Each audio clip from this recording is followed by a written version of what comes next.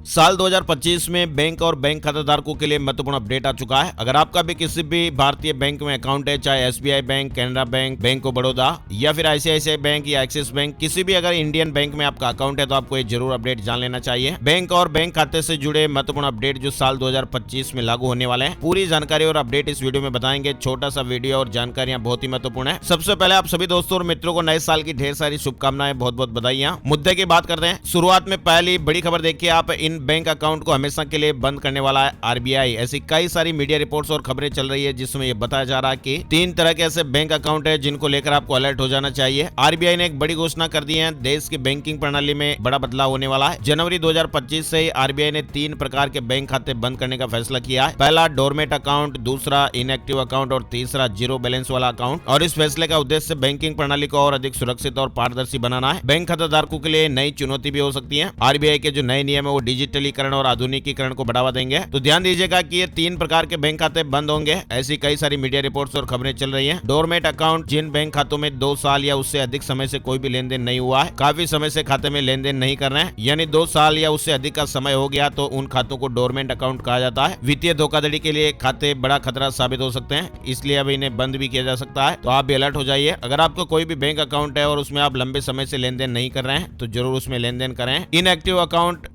Account भी बंद हो सकते हैं। इनएक्टिव अकाउंट उन अकाउंट को कहा जाता है जिनमें लंबे वक्त से कोई भी गतिविधि नहीं हुई है, यानी जब लगातार 12 महीने तक किसी अकाउंट से लेन देन नहीं किया जाता तो उसे निष्क्रिय खाता यानी इनएक्टिव अकाउंट मान लिया जाता है। और अगर 24 महीने तक ऑपरेट नहीं किया जाए या लेन देन नहीं करते हैं तो उसे डोरमेट अकाउंट कहा जाता है। तो ऐसे खाते निष्क्रिय हो सकते हैं। आपको पैनिक नहीं होना है, लेकिन आपको अलर्ट जरूर हो जाना है। डोरमेट अकाउंट या इनएक्टिव अकाउंट अगर आपका है और आप काफी लंबे समय से अपने बैंक खाते में लेन देन नहीं कर रहे हैं तो आपका जिस बैंक में अकाउंट है उस बैंक में जाकर आप अपने केवाईसी अपडेट करवाइए और आप इन खातों को फिर से ऑन कर सकते हैं। इसके अलावा जीरो बैलेंस अकाउंट, ये वे खाते होते हैं जिनमें लंबे वक्त से कोई भी राशि जमा नहीं हुई हो, तो ऐसे खातों का बैलेंस जीरो पड़ा है तो ये खाते भी बंद हो सकते हैं। तो ये 3 तरह के अकाउंट है, डोरमेट अकाउंट, इनएक्टिव अकाउंट और जीरो बैलेंस अकाउंट। आरबीआई ने इन खातों को लेकर बड़ा अपडेट दिया है, इसलिए आप इंश्योर कर लें कि आपके जो भी बैंक खाते हैं इनमें से कोई भी खाता डोरमेट या फिर इनएक्टिव तो नहीं है, और अगर है तो आप तुरंत अपने बैंक ब्रांच में जाके उन्हें ऑन करवा दीजिए। बैंक खातों को एक्टिव रखने के लिए उनमें कुछ लेन देन करते रहिए। आपका केवाईसी डॉक्यूमेंट सही और अपडेटेड है या नहीं ये भी जानकारी कर लीजिए। तो ऐसे में नए साल से पहले और नए साल के शुरुआती में आपको ये अपडेट जरूर कर लेना है। चलिए दूसरा अपडेट देखिए। बैंक अकाउंट है तो आपको 1 अप्रैल से ये नई खास सुविधा मिलने वाली है। ट्रांजैक्शन से ये सुविधा जुड़ी हुई है। दरअसल दोस्तों होना क्या है कि बैंक अकाउंट होल्डर को अब नए साल में यानी 2025 में 1 अप्रैल से ही फंड ट्रांसफर में एक नई सुविधा मिलने वाली है। अभी होता ना कि हमें जैसे 3 लाख रुपए किसी को भेजने हैं, 5 लाख रुपए भेजने हैं तो हम निफ्ट या आरटीजीएस करते हैं, तो ऐसे ऑनलाइन फंड ट्रांसफर सिस्टम को लेकर अपडेट आने वाला है। आरटीजीएस और एनईएफटी का इस्तेमाल करने वाले ग्राहकों को गलतियों से बचने और धोखाधड़ी को रोकने के लिए अब लेन देन शुरू करने से पहले बैंक खाते का नाम वेरीफाई करने की सुविधा मिलेगी। 30 दिसंबर को आरबीआई ने एक सर्कुलर जारी किया है जिसमें ऐसा अपडेट दिया गया है और सभी बैंकों को इस तरह के नियम में शामिल करने की सलाह दी गई है। यानी अब आप आरटीजीएस और निफ्ट करने पर बेनिफिशियरी का नाम वेरीफाई कर सकेंगे ताकि किसी गलत व्यक्ति के खाते में पैसे नहीं जाए। तो इस तरह की जो सुविधा है वो 1 अप्रैल 2025 से शुरू होने वाली है ना। और तीसरा बड़ा अपडेट आप देखिए, डिजिटल वॉलेट से पैसे ट्रांसफर करना अब और भी आसान होगा। यूपीआई वॉलेट के जरिए थर्ड पार्टी ऐप से भी आप पेमेंट कर पाएंगे। आरबीआई ने नियमों में बदलाव किया है, ये भी नया अपडेट है और कई दोस्तों और मित्रों को शायद पता नहीं होगा। तो आपकी जानकारी के लिए बताएं कि आरबीआई ने यूनिफाइड पेमेंट इंटरफेस यानी यूपीआई वॉलेट के जरिए पैसे ट्रांसफर करना अब और भी आसान बना दिया है। यानी अब ग्राहक थर्ड पार्टी ऐप के जरिए भी अपने वॉलेट को एक्सेस कर पाएंगे। इसका मतलब क्या हुआ ये हम आपको भी यहाँ बताने वाले हैं। मतलब किसी भी ऐप पर मौजूद वॉलेट से आप किसी भी यूपीआई ऐप पर फंड ट्रांसफर कर पाएंगे। आरबीआई ने भी हाल ही में एक सर्कुलर जारी करके वेरीफाइड वॉलेट में थर्ड पार्टी यूपीआई से पेमेंट या ट्रांसफर की अनुमति दे दी है और इसके लिए आपको पीपीआई यानी प्रीपेड पेमेंट इंस्ट्रूमेंट रखने वालों को केवाईसी कराना अनिवार्य होगा। रिजर्व बैंक के इस फैसले के बाद अब बैंक या नॉन बैंक अपना पीपीआई वॉलेट भी जारी कर सकेंगे। पीपीआई वॉलेट क्या होता है आपकी बेसिक जानकारी के लिए बताएं। पीपीआई कार्ड मतलब जैसे gift card, metro rail card, ये सभी पीपीआई वॉलेट हैं। यानी इनमें जितने पैसे कैश के जरिए या बैंक खाते से ट्रांसफर के जरिए डाले जाते हैं उनका ही इस्तेमाल सिर्फ पेमेंट के लिए किया जा सकता है, तो इनको पीपीआई वॉलेट कहा जाता है। लेकिन आपको बताएं कि रिजर्व बैंक के नए आदेश के बाद अब इनकी केवाईसी कराने के बाद इनके जरिए आप गूगल पे और फोन पे आदि ऐप पर भी पैसे ट्रांसफर कर सकेंगे। यानी फोन पे पर अभी आप जिस तरह से बैंक अकाउंट से पैसे यूपीआई के जरिए ट्रांसफर होते हैं, तो आप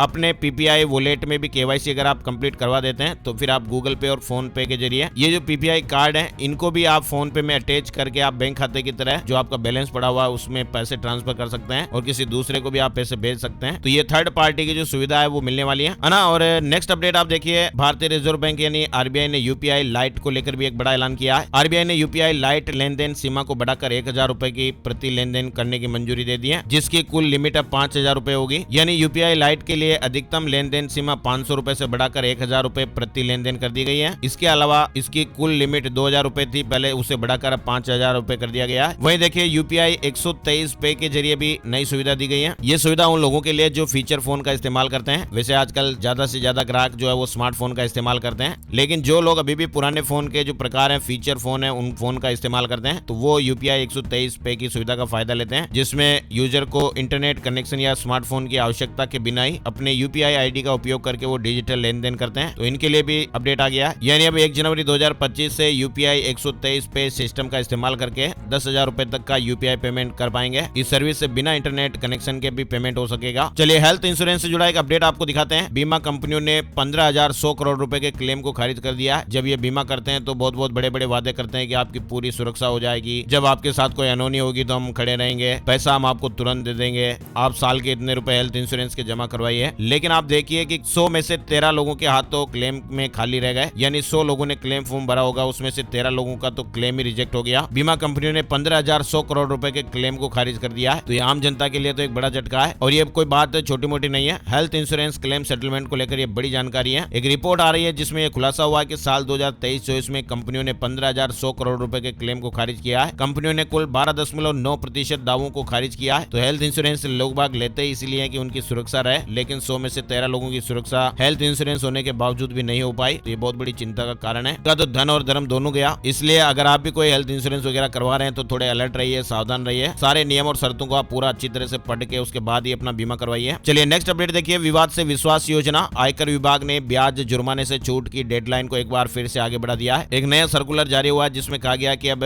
इनकम टैक्स डिपार्टमेंट ने विवाद से विश्वास योजना के तहत टैक्स बकाया का निर्धारण करने और ब्याज और जुर्माने की छूट के लिए जानकारी दाखिल करने की तारीख 31 जनवरी 2025 तक बढ़ा दी है। इसके अलावा इनकम टैक्स से जुड़ा एक और अपडेट चल रहा है। एक न्यूज जो काफी ज्यादा वायरल चल रही है, उसको लेकर इनकम टैक्स विभाग ने अपडेट किया है। इनकम टैक्स डिपार्टमेंट की ओर से एक स्पष्टीकरण में कहा गया कि डीजी यात्रा से संबंधित डेटा का उपयोग विभाग द्वारा किसी भी प्रकार की टैक्स चोरी की जांच या कार्रवाई में नहीं किया जा रहा है। और विभाग ने इस तरह की खबरों का खंडन किया जिसमें दावा किया जा रहा था और कहा जा रहा था कि डीजी यात्रा के माध्यम से प्राप्त यात्रियों के आंकड़ों का इस्तेमाल टैक्स चोरी को पकड़ने के लिए किया जाएगा। तो डिपार्टमेंट ने अपडेट दिया। इसके अलावा आपको बताएं, साल 2024 में 11 तरह के बैंक है जिन पर हमेशा के लिए ताला लग गया है, यानी ये बैंक हमेशा के लिए बंद हो गए हैं। आरबीआई ने इन बैंकों के लाइसेंस को रद्द कर दिया है। कौन कौन से ये बैंक है इसकी सूची भी आपको स्क्रीन पर बताई गई है। 11 बैंकों के नाम आप देख पा रहे हैं। साल 2024 में आरबीआई ने 11 बैंकों का लाइसेंस रद्द किया है और ये बैंक अब हमेशा के लिए बंद हो चुके हैं। चलिए आगे बढ़ते हैं। बड़ी खबर सिम कार्ड को लेकर आ रही है। फर्जी सिम चलाने वालों की अब खैर नहीं, एक्शन मोड में सरकार। एक ही गलती आपको जेल भी पहुंचा सकती है। दरअसल अब नया जमाना, टेक्नोलॉजी का जमाना है, तो ऐसे में आपको अपडेट भी रहना पड़ेगा। फर्जी कॉल और एसएमएस पर लगाम लगाने के लिए टेलीकॉम डिपार्टमेंट अब खूब सख्ती बरत रहा है और अभी हाल ही में कुछ नियम भी जारी किए गए। नियमों के मुताबिक अगर किसी व्यक्ति के सिम कार्ड पर कोई गलत एक्टिविटी पाई जाती है तो उसे ब्लैक लिस्ट कर दिया जाएगा और इसके बाद वो व्यक्ति 3 साल तक नई सिम कार्ड नहीं खरीद पाएगा। तो अब आप देख सकते हैं कि अगर सिम कार्ड नहीं खरीद पाएगा तो उसके जो बैंक अकाउंट है, यूपीआई वगैरह है, तो कौन कौन सी सुविधाओं से वंचित हो जाएगा। इसलिए अपने सिम कार्ड को आप ध्यान से इस्तेमाल करें। आपके नाम पर कोई दूसरा फोन वगैरह चला रहा तो उसके बारे में भी आप सावधान रहें। फर्जी कॉल, मैसेज वगैरह करते हैं तो उनके लिए जरूरी अपडेट है। अगर कोई व्यक्ति किसी दूसरे इंसान की आईडी पर सिम कार्ड खरीदता है तो ये भी नए नियमों के मुताबिक इलीगल होगा और ऐसी स्थिति में फर्जीवाड़ा करने वालों को जेल की हवा भी खानी पड़ सकती है। अब सरकार ऐसी लिस्ट बना रही है जिनमें उन सभी व्यक्तियों के नाम होंगे जो फर्जी सिम का इस्तेमाल कर रहे हैं या उनकी आईडी पर कोई गलत एक्टिविटी हो रही है। चलिए नेक्स्ट अपडेट आप देख पा रहे हैं। नए साल में ईपीएफओ भी बड़ा बदलाव करने जा रहा है। एटीएम कार्ड मिलेंगे, पेंशनर्स को भी फायदा मिलेगा। ये खबर उन कर्मचारियों के लिए बड़ी खबर है जो कर्मचारी भविष्य निधि संगठन यानी पीएफ के जरिए अपनी कमाई का बड़ा हिस्सा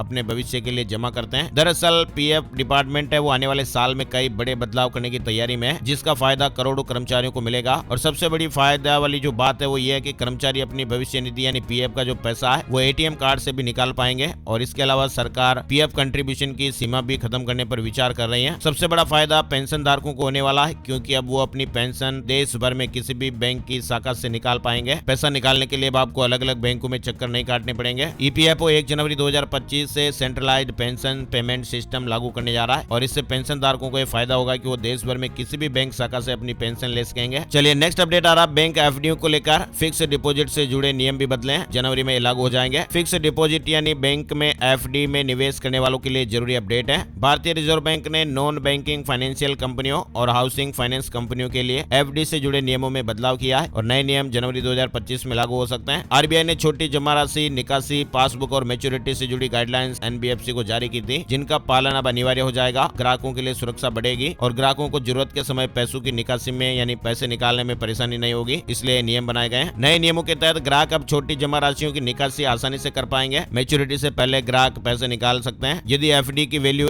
10,000 रुपए से कम है तो समय से पहले पैसे विड्रॉ करने की अनुमति होगी, हालांकि ब्याज लागू नहीं होगा। और 10,000 से अधिक राशि के लिए निवेशकों को कम से कम 10 महीने बाद निकासी की अनुमति होगी। वहीं अन्य जमा राशियों के लिए बिना ब्याज निवेश के 3 महीने तक मूल राशि का अधिकतम 50% या 5 लाख रुपए से कम निकालने का अनुरोध भी ग्राहक कर सकते हैं। और गंभीर बीमारी वाले मामलों में टेन्योर खत्म होने से पहले ग्राहकों को एफडी की मूल राशि विड्रॉ कर पाएंगे। साथ ही नॉमिनेशन और मैच्योरिटी नोटिफिकेशन से जुड़े नियमों में भी बदलाव हुआ है। अब एनबीएफसी को नॉमिनेशन फॉर्म जमा करने वाले और नामांकन में बदलाव या रद्दीकरण करने वाले ग्राहकों को एक्नॉलेजमेंट जारी करना होगा। पासबुक और रसीद पर नामांकन पंजीकृत शब्द भी शामिल करना होगा और कंपनियों को एफडी मैच्योरिटी से संबंधित नोटिस 14 दिन पहले ही जारी करना होगा। तो ये बैंकों में एफडीओ को लेकर भी अपडेट लागू होने वाला है। इसके अलावा दोस्तों आरबीआई का एक फैसला है जिससे किसान भाइयों को बड़ा फायदा मिलेगा। भारतीय रिजर्व बैंक ने 1 जनवरी 2025 से किसान भाइयों के लिए बिना गारंटी के लोन की सीमा 1,60,000 रुपए से बढ़ाकर 2 लाख रुपए कर दी है। ये कदम खेती की बढ़ती लागत के बीच छोटे और सीमांत किसानों की सहायता करने के लिए उठाया गया है, यानी भारतीय किसान अब पहले से अधिक लोन आसान तरीके से ले पाएंगे। आरबीआई ने 1 जनवरी 2025 से किसानों के लिए बिना गारंटी के लोन की सीमा 1,60,000 से बढ़ाकर 2 लाख रुपए कर दी है। वहीं देखिए सेबी यानी शेयर मार्केट से जुड़े इन्वेस्टमेंट करने वालों के लिए भी अपडेट है। 15,000 वेबसाइट और इन्फ्लुएंसर्स पर सेबी का डंडा चला है और एक ही झटके में इन्हें बैन कर दिया गया। इकोनॉमिक टाइम्स की एक रिपोर्ट के मुताबिक शेयर मार्केट में निवेश के नाम पर गलत जानकारियां देने वाले और गुमराह करने वाले लोगों और सेबी ने इस साल सबसे बड़ी कार्रवाई की है। जो नई नई टिप्स देते हैं ना कि इसमें इन्वेस्ट कर दो, इसमें ये कर दो, उसमें फायदा हो जाएगा, इसमें ये हो जाएगा, वो हो जाएगा, तो शेयर मार्केट में निवेश करवाने वाले और जो टिप्स देने वाले लोग हैं उन पर यह बड़ी कार्रवाई की गई है। सेबी ने इस तरह के जो दादा और गुरु बनने वाले लोग हैं उन पर बड़ा डंडा चलाया है। 15,000 से अधिक वेबसाइट्स और कई इन्फ्लुएंसर्स को बैन कर दिया है। इन लोगों पर यह आरोप है कि सोशल मीडिया का इस्तेमाल करके लोगों को गलत जानकारियां दे रहे थे। इससे लोगों को मोटा नुकसान भी हुआ है और वो गुमराह हुए हैं। अच्छा, इसके अलावा नए साल में छुट्टियों को लेकर भी आप जानकारी जरूर चाह रहे होंगे। बैंक हॉलीडे को लेकर अपडेट। जनवरी 2025 में किस किस दिन बैंक बंद रहेंगे इसकी लिस्ट भी अपडेट हो गई है आरबीआई की ऑफिशियल वेबसाइट पर। बताया जा रहा है कि नए साल के पहले महीने यानी जनवरी 2025 में लगभग 15 बैंक छुट्टियां रहेंगी। इसमें दूसरे और चौथे शनिवार, रविवार और कुछ अन्य त्योहार भी शामिल है। हालांकि इंटरनेट बैंकिंग और एटीएम के जरिए आप लेन देन कर पाएंगे, इसमें रुकावट नहीं आएगी। और सबसे ऑथेंटिक न्यूज अपडेट आपको बताएं, जब भी आप बैंक वगैरह की छुट्टियां सर्च करते हैं तो